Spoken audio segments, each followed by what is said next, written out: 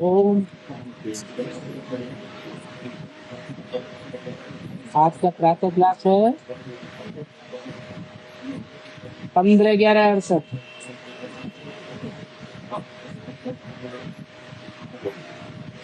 बाप बैठ बच्चों को समझाते हैं और हैं तो ये दोनों बाप।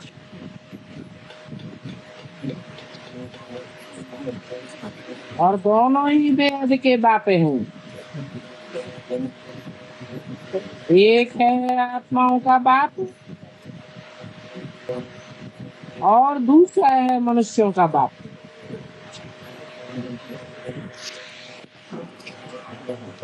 एक को रूहानी कहेंगे, रूहानी बाप, और दूसरे को जिस्मानी कहेंगे, जिस्मानी मनुष्यों का बाप। परंतु अभी शरीर तो दोनों का एक ही है। तो ऐसे समझो जैसे कि दोनों बाप समझाते हैं, भले एक समझाते हैं और दूसरा समझते हैं। कौन समझाते हैं? रूहानी बाप समझाते हैं और जिस्मानी बाप समझते हैं। फिर भी कहेंगे कि तुम बच्चों को दोनों बाप समझाते हैं। ये जो इतनी छोटी सी आत्मा है उन पर कितना मैल चढ़ा हुआ है।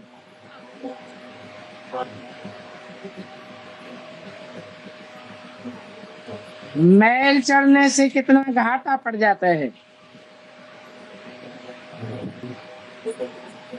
और ये फायदा और घाटा तब देखने में आता है जबकि शरीर के साथ है। तुम जानते हो जब हम आत्माएं पवित्र बनेगी तो हमको भी इन लक्ष्मी नारायण जैसा पवित्र शरीर मिलेगा। अभी तो आत्मा में कितना मैल चढ़ा हुआ है।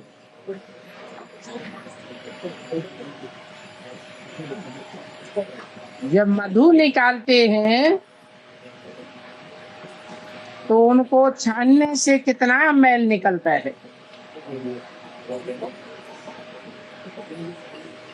फिर शुद्ध मधु अलग हो जाता है। तो ये आत्मा भी कलयुग के अंत में बहुत मैली हो जाती है।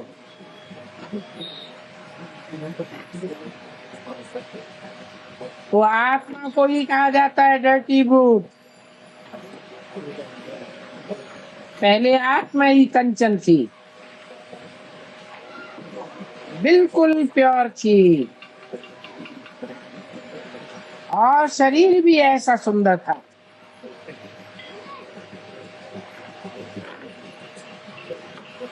इन लक्ष्मी नारायण का शरीर देखो कितना सुंदर था।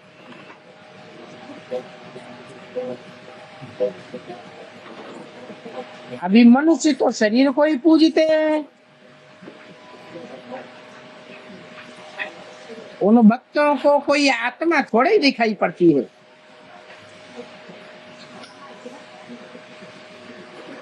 वो भक्त लोग कोई आत्मा की तरफ नहीं देखते हैं। और शरीर बिगड़ तो आत्मा की भी पहचान नहीं हो सकती।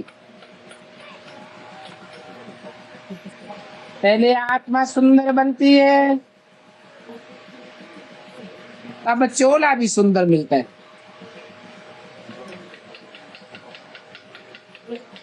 तुम भी अभी ये लक्ष्मी नारायण जैसा बनना चाहते हो तो तुम्हारी आत्मा कितनी सुंदर होनी चाहिए। आत्मा को ही तमो प्रधान और सतो प्रधान कहा जाता है। अभी तमो प्रधान आत्मा में फूल किचड़ा भरा हुआ है।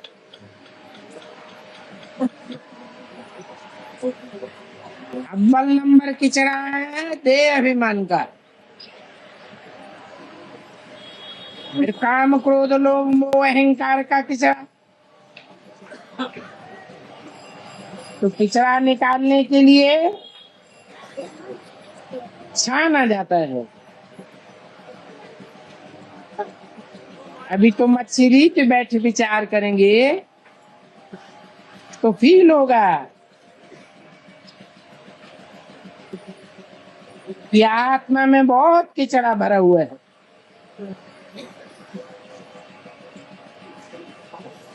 परंतु रावण के परवश हैं। अभी बाप की याद में रहने से ही किचड़ा निकलेगा।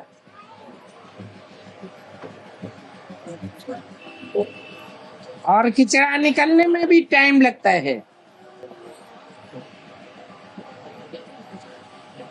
बाप कहते हैं इस देह अभिमान के कारण विकारों का कितना किचड़ा है, और ये क्रोध का किचड़ा भी कम नहीं है। जो क्रोधी होते हैं वो जैसे के अंदर में जलते रहते हैं। कोई न कोई बात पर उनकी दिल जली हुई रहती है। शिकल भी टामी जैसी हो जाती है। तो अभी तुम समझते हो हमारी आत्मा कितना मैली हुई है, आत्मा कितना जली हुई है। अभी हमको पता चलता है। और ये बातें समझने वाले भी बहुत थोड़े हैं। इसमें तो फर्स्ट क्लास फुल बुद्धि चाहिए। वो फर्स्ट क्लास फूल होंगे। अभी तो बहुत खामी है। कोई कोई में ऐसी खामियां रहती हैं जो उनसे बात करने की, उनको देखने की भी दिल नहीं होती। तुमको तो अभी बिल्कुल पवित्र बनना है। ये लक्ष्मी नारायण कितने पवित्र थे। वास्तव में इन लक्ष्मी नारायण को हाथ लगाने का भी हुक्म नहीं है। धरती भूख साथ में इतने पवित्र देवताओं को जाकर हाथ लगा नहीं सकते, क्योंकि हाथ लगाने लायक ही नहीं है, नालायक है।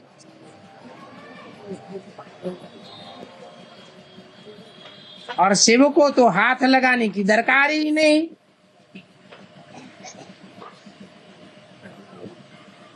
वो तो है ही निराकार।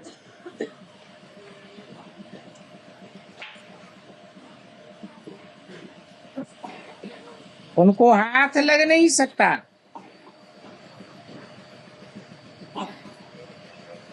क्यों?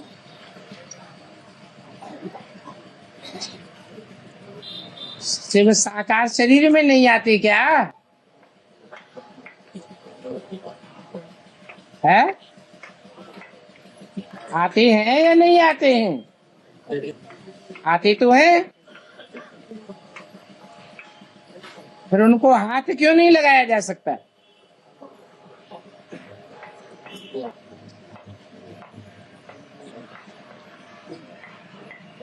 क्योंकि लक्ष्मी नारायण साकारी है और शिव बाप जिसमें प्रवेश करते हैं वो भी निराकारी स्टेज में चला जाता है। शिव तो है ही निराकार। आत्मा को ही संग का रंग लगता है। आत्मा निराकारी धाम में चली गई तो देह को संग का रंग नहीं लग सकता, चाहे कितने भी डर्टी ब्रूट्स क्यों न हो, उनके हाथ लगाने से कोई फर्क नहीं पड़ेगा। और लक्ष्मी नारायण तो साकार हैं, वो सोना कला संपूर्ण है, उनमें निराकारी बाप प्रवेश ही नहीं करते।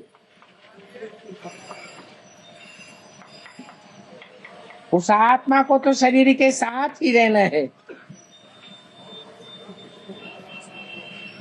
तो उनको हाथ लगाने की भी दरकार नहीं।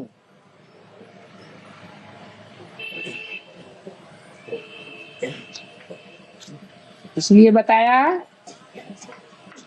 कि नारायण को हाथ लग सकता है, लेकिन शिव को हाथ नहीं लग सकता।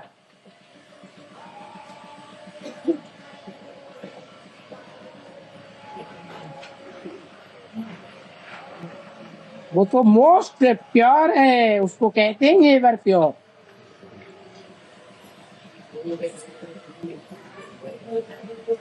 बल उनकी प्रतिमा बड़ी रख दी है, क्योंकि इतनी छोटी बिंदी उनको तो कोई हाथ लगा न सके। और आत्मा तो शरीर में प्रवेश करती है, तो शरीर बड़ा होता है, आत्मा तो बड़ी छोटी होती है।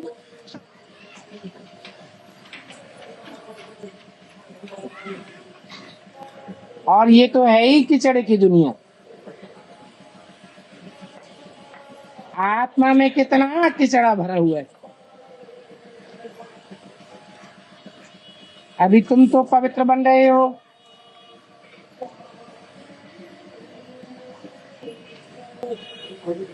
तो इन कीचड़े वालों से बाप को कितना मिक्सअप होना पड़ता है।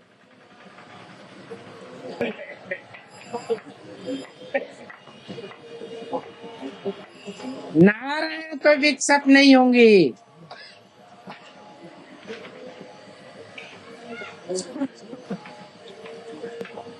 बाप कहते हैं जो बहुत कीचड़े वाले हैं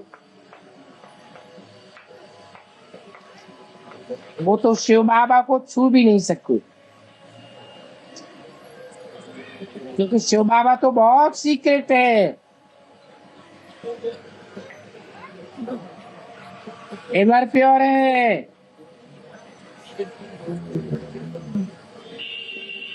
यहाँ तो सभी को एक समान बना देते,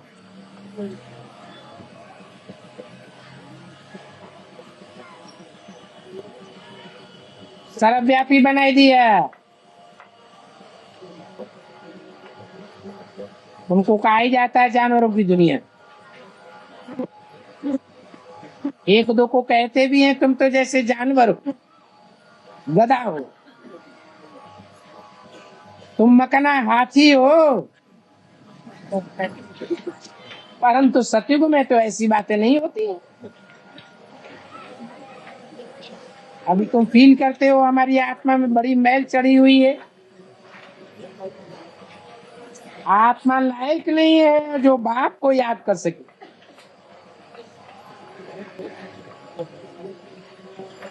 कोई कोई कहते भी हैं हमें बाबा की याद नहीं आती है। अरे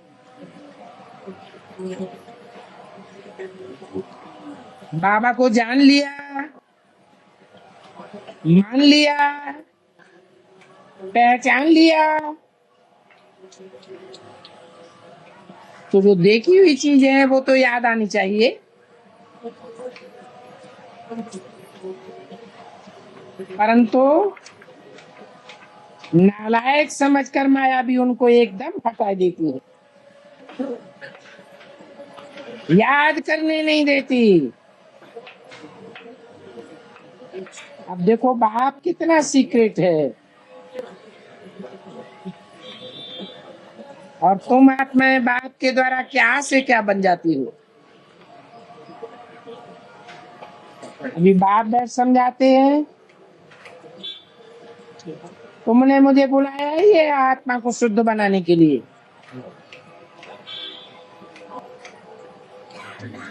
बहुत किचड़ा भरा हुआ है, चलन ही देख करके नफरत आती है। समझते हैं ये किचड़ा तो कब शुद्ध हो नहीं सकेगा, असंभव है। परंतु ये बगीचा है ना, बगीचे में भी कोई सभी फर्स्ट क्लास फूल थोड़े ही होते हैं, सब फूल नंबरवार होते हैं। बाग तो बागवान है। आत्मा कितनी पवित्र बनती है,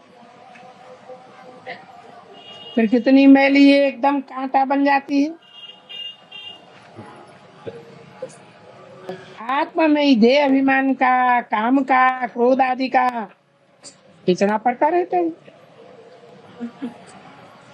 क्रोध भी देखो मनुष्य में कितना है, तौबा तौबा।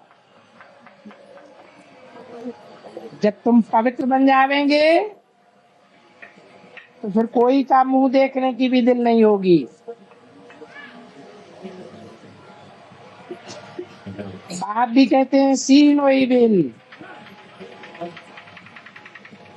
अपवित्र को देखना भी नहीं है, नहीं तो संग का रंग लग जाएगा।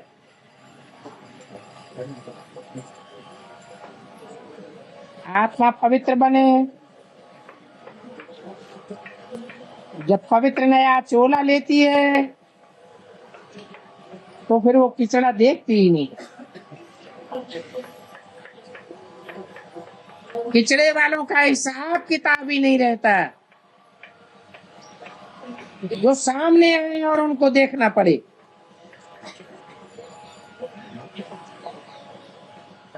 पवित्र आत्मा के लिए किचड़े की दुनिया ही खत्म हो जाती है। बाप समझाते हैं, तुम देह अभिमान में आकर के कितना किचड़ा बन पड़े हो। आत्मा पतित बन पड़ी है। 15-11 की वाणी का दूसरा पेज। बच्चे बुलाते भी हैं, बाबा हमारे में क्रोध का भूत है, बाबा हम आए हैं आपके पास पवित्र बनने के लिए। ये भी जानते हैं बाप तो है ही एवर प्योर, फिर भी ऐसे बाप की कितनी ग्लानि करते हैं। उनको भिक्तर ठिक्कर में, कुत्ते बिल्ले में, सभी में ठोक देते।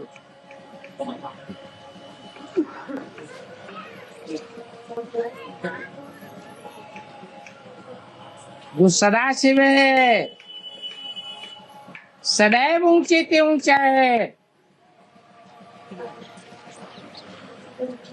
उसको नीच पे नीच में ले जाते हैं।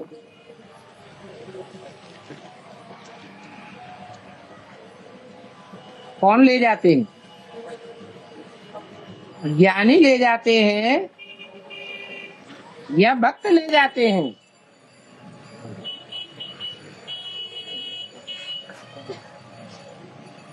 ज्ञानी तो जानते हैं बाप ऊंचे से ऊंचा है, ऊंचते ऊंच बाप जरूर ऊंचते ऊंच में प्रवेश करेगा।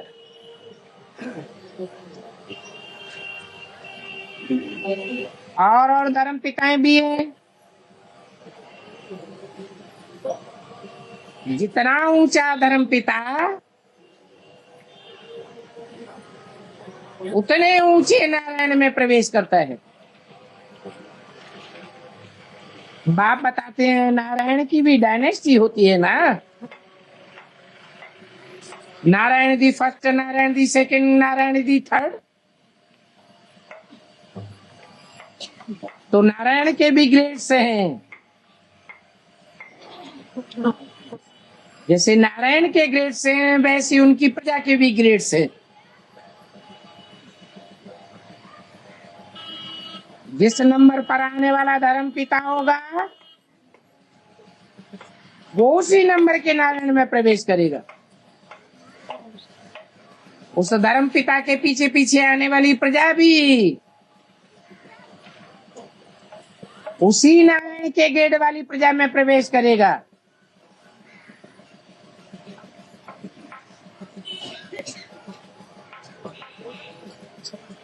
ये तुम बच्चों के समझने की बातें हैं।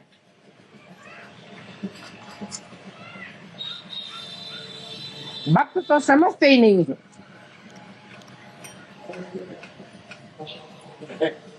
तो बाप कहते हैं मैं तो ऊंचते ऊंचे हूं,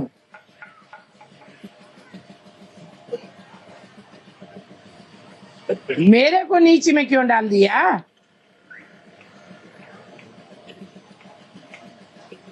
दुनिया में ज्ञानियों की संख्या ज्यादा है या भक्तों की संख्या ज्यादा है?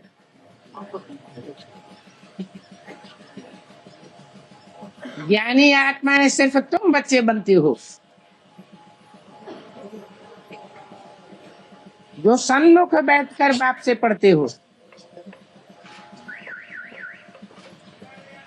बाकी तो सब भक्त हैं जो और धर्मों में कन्वर्ट हो जाते हैं। तो तुम्हारी बुद्धि में बैठना चाहिए कि ऊंचे से ऊंचे बाप जरूर ऊंचे से ऊंचे पाठधारी में आता होगा। हाँ, भक्त बुद्धि उस ऊंचे से ऊंचे बाप को नहीं पहचान पाते। तो कहा जाता है कोई राम के भक्त हैं, कोई रहीम के भक्त हैं, कोई कृष्ण के भक्त बन जाते हैं। वास्तव में ये देहधारी है, देहधारियों को पकड़ लेते हैं। उन देहधारियों से बुद्धि योग जुट जाता है।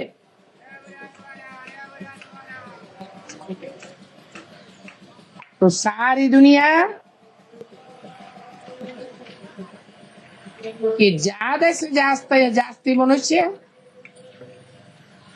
उन देहधारियों को ही भगवान समझ लेते हैं।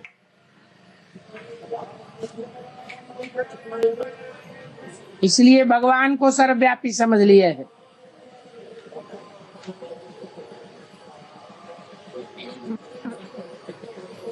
IAS अथॉरिटी को कितना डिफेम कर दिया है।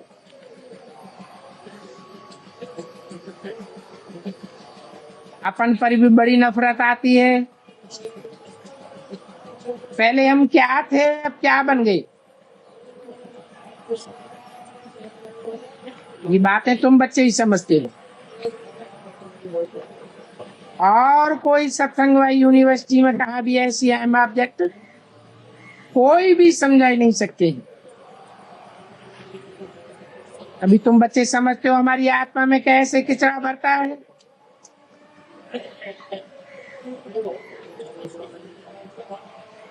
दो कला कम हुई,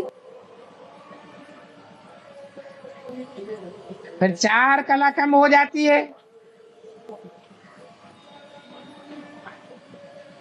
किचड़ा पड़ता जाता है।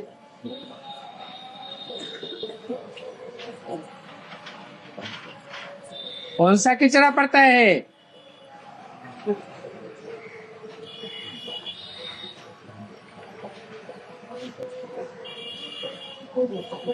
जो आत्माएं और धर्म में कन्वर्ट होने वाली है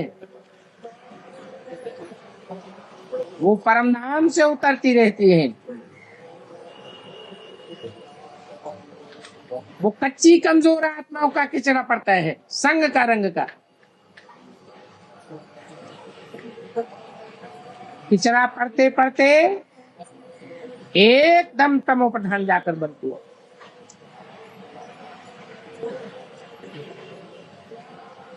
जो तमो प्रधान होते हैं वो एक दूसरे को गालियां भी देते हैं।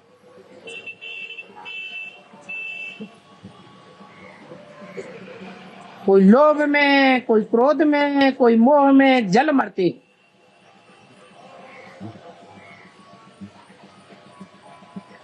इसी अवस्था में जल मर के खत्म हो जाएंगे।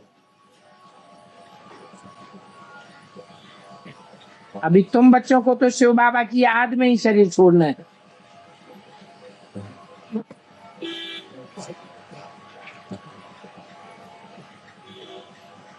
तुम्हारी बुद्धि रूपी आत्मा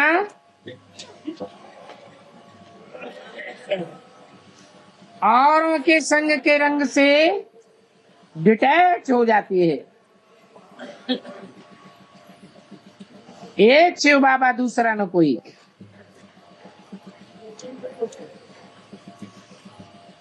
ऐसा तुमको शिव बाबा ही बनाते हैं।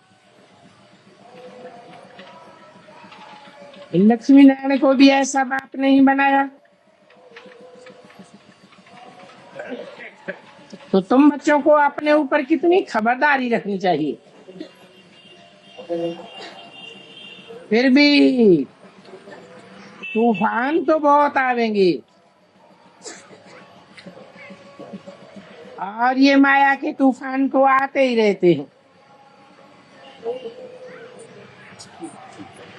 और कोई तूफान नहीं है। जैसे शास्त्रों में कहानियां लिख दी हैं, हनुमान की कहानी लिख दी है, सभी गपोड़े। कहते हैं भगवान ने शास्त्र बनाए।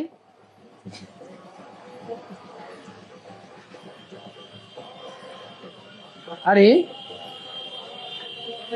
भगवान कोई वैद शास्त्र थोड़े ही बनाते हैं। भगवान तो सभी वेदों शास्त्रों का सार सुनाते हैं।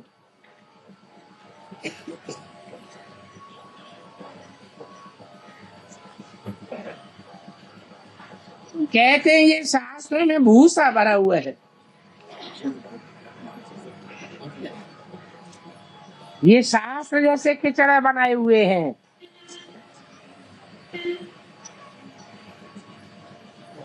इस किचड़े में से भी सार निकाल कर तुमको देता हूं। इस किचड़े को पढ़ते पढ़ते तुम्हारी दुर्गति हुई है।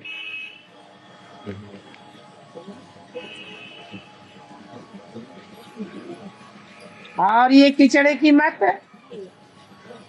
आधा कल्प के बाद तुमको मिलती है।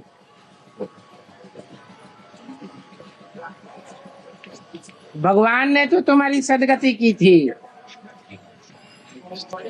तुमको शास्त्र बनाने की क्या दरकार।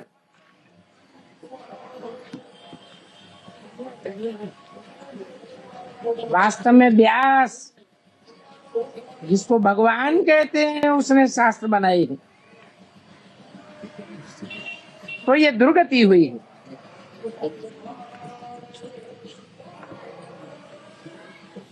कहेंगे व्यास भी मनुष्य ही था, देवता भी नहीं था। तो बाप अभी कहते हैं हियर नो इविल। इन शास्त्रों आदि की बातों को सुनने से तुम ऊंचे नहीं बन सकते हो। मैं तो उन वेद शास्त्र आदि से सबसे अलग हूं। मेरे को कोई भी नहीं पहचानती है।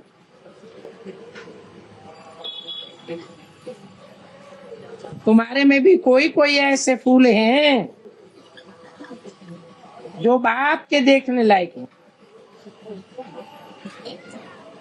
बाप जानते हैं कि कौन कौन बच्चे हैं जो मेरी सर्विस करते हैं। अर्थात कल्याणकारी बन औरों का भी कल्याण करते हैं। बाप कल्याणकारी है ना, तो कल्याणकारी बाप से के बच्चे भी कल्याणकारी होने चाहिए। वो ही बच्चे दिल पर चढ़ते हैं। कई तो ऐसे हैं जिनको सर्विस का पता ही नहीं है, तो डिस सर्विस ही करते रहते हैं। ऐसों को तो बाप जैसे देखते हुए भी नहीं देखते। इन डर्टी को क्या देखेंगे। इसलिए अभी बाप कहते हैं ये सारा किचड़ा निकालते जाओ। ज्ञान तो मिला है कि आत्मा में ही सारा कचरा भरा हुआ है। मुख्य है देह अभिमान का कचरा, तो अपन को आत्मा समझेंगे तो कचरा आपे ही निकलता जाएगा।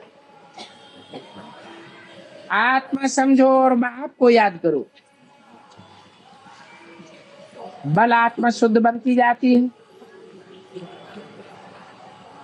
शरीर तो फिर भी डर्टी है ना। जिनकी आत्मा शुद्ध हो जाती है उनकी एक्टिविटी में रात दिन का फर्क पड़ता जाता है।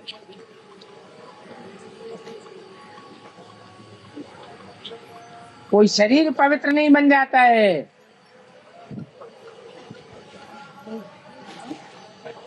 इसलिए बाप कहते हैं शरीर तो सड़ते जावेंगे, तुम्हारी आत्मा पावन बनती जावेगी, तुम्हारी चलन सुधरती जावेगी, तुम्हारी एक्टिविटी श्रेष्ठ से श्रेष्ठ बन जाएगी। शरीर तो तब सुधरेंगे जब तुम योग बल से प्रकृति के 5 तत्वों को भी सत्व प्रधान बनावेंगे। जब तक प्रकृति के 5 तत्वों को सत्व प्रधान नहीं बनाया है याद के वाइब्रेशन से, तब तक तुम्हारा शरीर भी पवित्र नहीं बन सकता। हाँ, चलन से मालूम पड़ जाता है इनकी आत्मा में सुधार आया है। बाबा कोई का नाम नहीं लेते हैं कि और ही कहीं बदतर न बन जाए। फिर भी तुम अभी एक दूसरे का फर्क देख सकते हो। तुम क्या थे, फिर क्या बनना है। तो तुम बच्चों को श्रीमत पर चलना चाहिए। अंदर में जो गंध भरा हुआ है, गंदे संकल्प भरे हुए हैं, उनको निकालते रहना है। कोई कोई बहुत डर्टी बच्चे होते हैं, उनसे बाप भी तंग आ जाते हैं। कहते हैं ऐसा बच्चा तो ना होता तो अच्छा होता।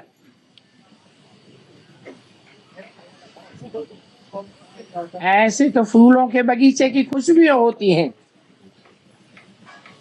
परंतु ड्रामा अनुसार किचड़ा भी है। जो आके के फूल हैं उनको तो देखने की भी दिल नहीं होती है,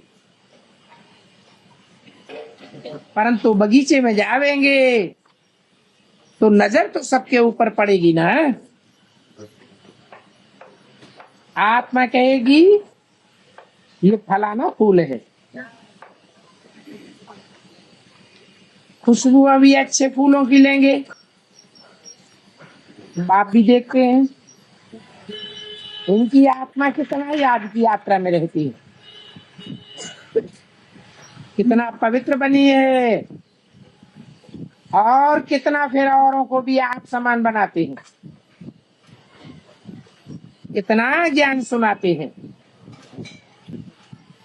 मूल बात है मन मना भक्ति। बाप कहते हैं मुझे याद करेंगे तो तुम पवित्र फूल बन जाओगे। ये लक्ष्मी नारायण कितने पवित्र फूल हैं, परंतु इनसे भी ज्यादा शिव बाबा सीक्रेट है।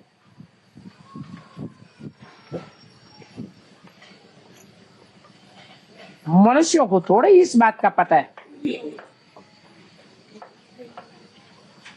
कि इन लक्ष्मी नारायण को शिव बाबा ने ऐसा बनाया।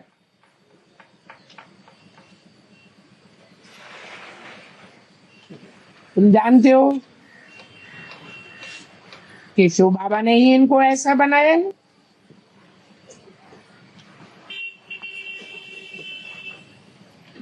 शिव बाबा के डायरेक्शन से ये ऐसा बने हैं, पुरुषार्थ से बने। राम ने कम पुरुषार्थ किया तो चंद्रवंशी बना। बाप समझाते तो बहुत हैं। एक तो याद की यात्रा में रहना है जिससे तुम्हारी गंध निकलती जाए। ये याद की यात्रा अग्नि का काम करती है। निरंतर अग्नि चाहिए, तीव्र अग्नि चाहिए, सारा गंध निकल जाए। पवित्र बन जाएंगे फिर तुम्हारी दिल नहीं होगी गंधों से मिलने की। परंतु सर्विस अर्थ तुमको बातचीत करनी पड़ती है। कोई कोई तो बड़े गंदे डर्टी ब्रूट्स होते हैं और कोई तो बहुत अच्छी रीति बैठ सुनते भी है प्यार से और कोई प्रकार की आर्ग्यू भी नहीं करते हैं। कहेंगे बाबा आप तो बिल्कुल ठीक समझाते हैं। जब में भी आते तो बहुत हैं। तो बच्चों को सर्विस का बहुत शौक रखना है। सर्विस को छोड़ करके कभी नींद नहीं करनी चाहिए। सर्विस पर बड़ा एक्यूरेट रहना चाहिए। म्यूजियम में भी तुम रेस्ट का टाइम छोड़ते हो, गला थक जाता है, भोजन आदि भी पाना होता है, परंतु फिर भी अंदर में दिन रहा तो छाल आनी चाहिए। कोई आए तो उनको हम रास्ता बता दो।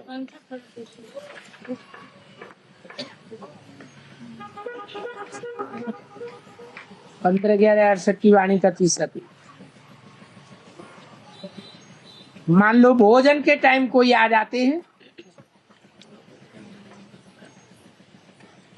तो फिर पहले उनको अटेंड करके फिर भोजन खाना चाहिए। परंतु ऐसी सर्विस वाले कोई है नहीं। जो हेड्स बन करके बैठते हैं उनमें तो बड़ा देह अभिमान आ जाता है। कितना आराम पसंद बन जाते हैं। बाप तो कहते हैं मैं तुम बच्चों का ओबीडिएंट सर्वेंट बन करके आया और बच्चे आराम पसंद बन जाते हैं। इतने आराम पसंद बन जाते हैं कि चाय भी खटिया पर बैठे बैठे लेवेंगे, कपड़ा भी उनको कोई पहनावे, सफाई करके देवे, ऐसे नवाबी बन जाती हैं।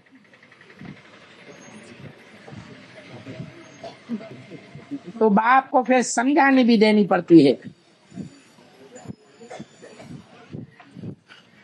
बाप कहते हैं अभी ये नवाबी छोड़ दो, अभी तो तुम ब्राह्मण सेवादारी हो, ब्राह्मणों की राजाई नहीं होती है।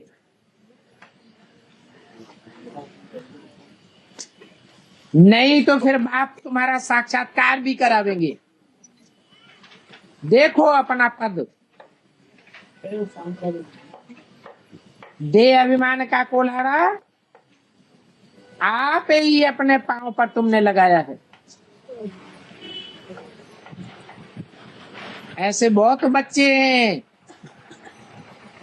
जो बात बात में शिव बाबा से भी रीस करते हैं।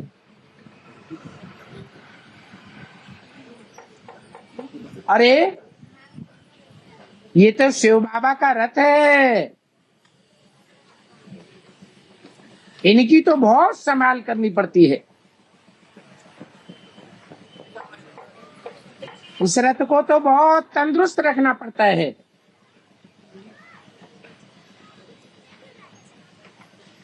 नहीं तो ये तबला कब कब खराब हो जाता है।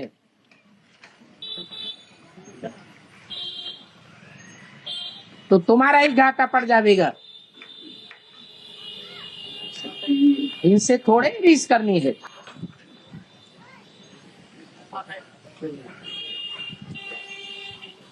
कहते रहते हैं बाबा ये करते हैं, बाबा ऐसा खाते हैं, तो हम क्यों ना खावे। अरे ये रथ किसका है, ये भी समझने की बुद्धि नहीं है। अरे इनकी तो बड़ी खबरदारी रखनी पड़ती है। कुछ नीचे ऊपर बेकायदे चीज खा लेते हैं तो ये तबला झट खराब हो जाता है। खांसी आदि तो होती ही रहती है। यहाँ तो ऐसे ऐसे हैं ढेर की ढेर दवाइयां लेते रहते हैं। एक नहीं 10 डॉक्टरों की दवाइयां करते रहते हैं। बल बाबा कहते हैं शरीर को तंदुरुस्त रखना है, परंतु अपनी अवस्था को भी तो देखना है। तुम बाबा की याद में रह करके खाओ तो कब कोई चीज नुकसान नहीं करेगी।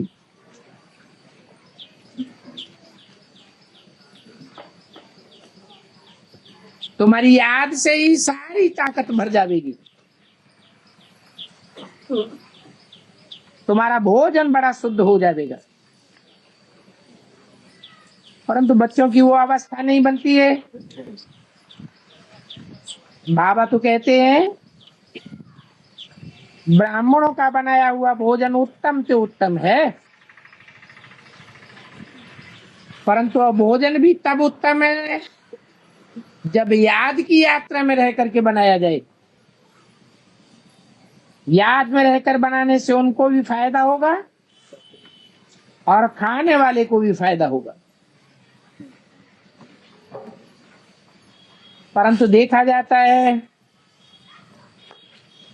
अक समान दुर्गंध छोड़ने वाले बच्चे भी बहुत हैं। गंदे गंदे संकल्प ही करते रहेंगे।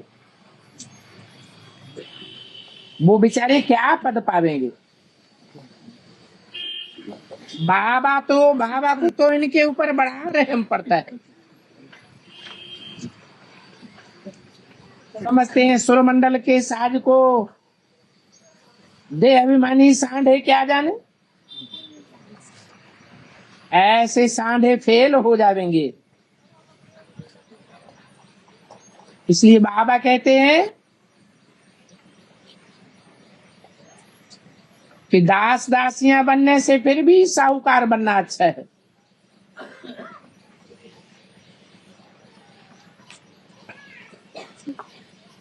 दास दासियां रुक सकेंगे परंतु ड्रामा में दास दासियां बनने की भी नूद है। कोई तो राज परिवार में दास दासी बनते हैं, कोई साहूकार प्रजा में जाकर के दास दासी बनते हैं, परंतु इसमें खुश नहीं होना चाहिए। उनको विचार भी नहीं चलता है कि हमको कैसा बनना है।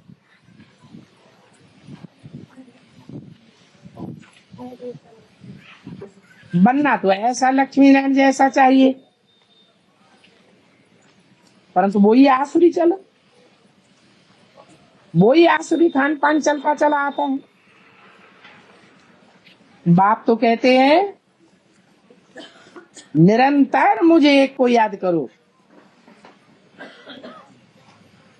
सिमर सिमर सुख पाओ। भक्तों ने फिर सुमिरन माला बैठ बनाई है। वो भक्तों का काम है।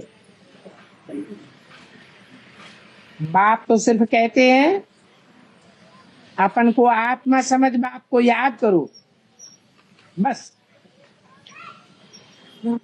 बाकी कोई भी जाप आदि करने की दरकार नहीं है, न माला फेरने की दरकार। बाप को जान लिया, अब उनको याद करना है। मुख से बाबा बाबा भी नहीं कहना है।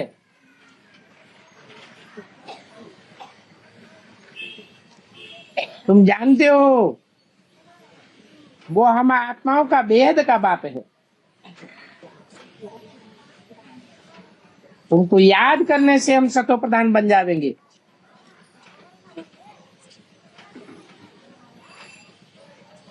अर्थात हम आत्मा कंचन बन जाएंगे। कितना सहज बात बताते हैं, परंतु ये रुद्र का मैदान है। यहाँ तुम्हारी है ही माया से लड़ाई। वो घड़ी घड़ी तुम्हारा बुद्धि योग तोड़ देती है।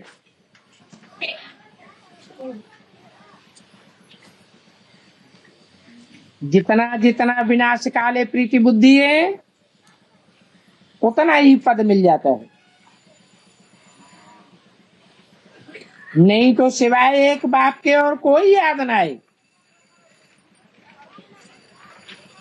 कल पहले भी ऐसे निकले हैं जो विजयमाला के दाने बने। तुम जो ब्राह्मण कुल के हो, ऐसे ब्राह्मणों की रुद्रमाला बनती है।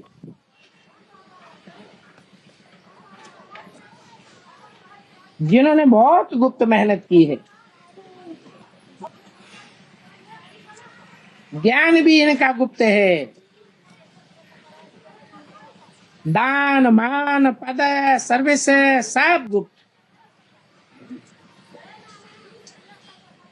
बाप तो हर एक को अच्छी रीति समझाते। अच्छे अच्छे नंबर वाले जिनको महारथी समझते थे, वो आज है ही नहीं। अभी तो माला के 8-10 दाने भी मुश्किल बना सकेंगे।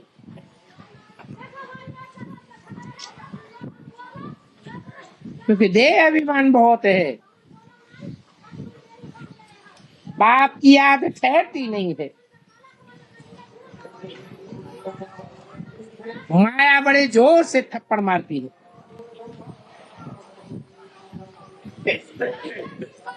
बहुत थोड़े हैं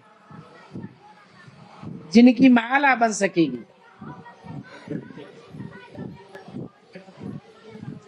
कब की बात बताए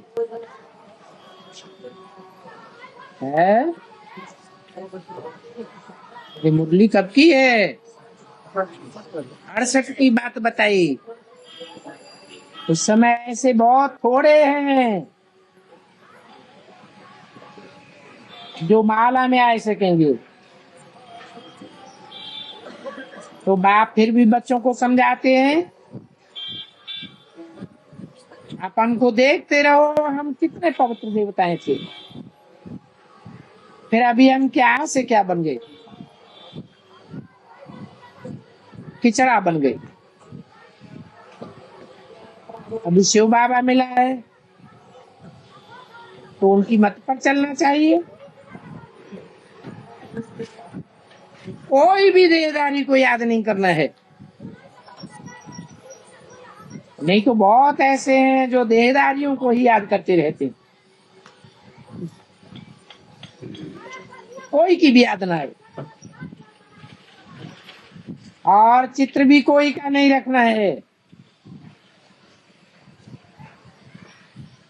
एक शिव बाबा की ही याद रहे।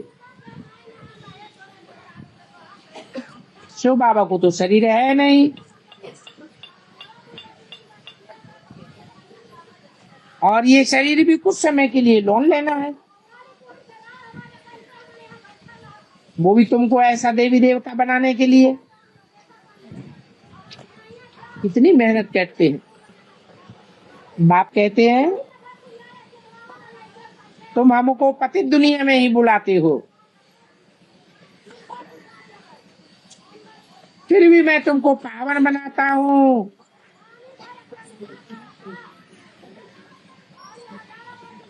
और तुम फिर भी मुझे पावन दुनिया में नहीं बुलाते। वहां आकर मैं क्या करूंगा?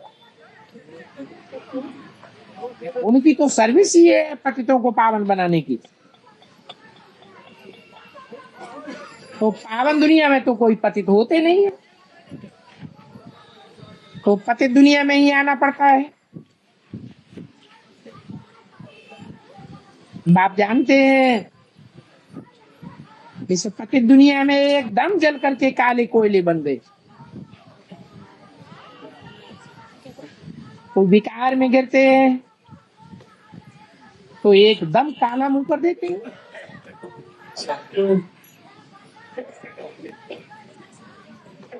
ज्ञान में चलने के बाद, बाप का बच्चा बनने के बाद अगर ऐसे गिरते हैं तो दंड भी 100 गुना पड़ जाता है। अच्छा, रूहानी बच्चों को याद प्यार गुड मॉर्निंग और नमस्ते। ओम शांति।